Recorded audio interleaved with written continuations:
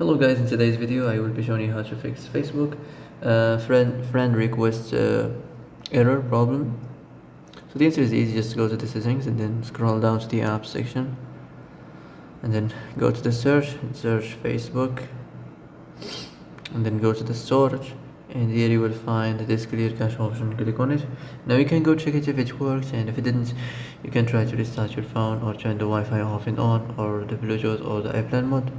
Also you can try to clear data, but be careful. If you clear data, all these applications data will be deleted.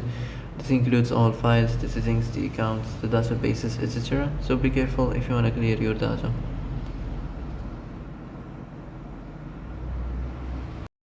And that's it for today's video. I hope this is the answer you've been looking for.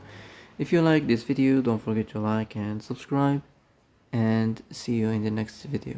Thanks for watching.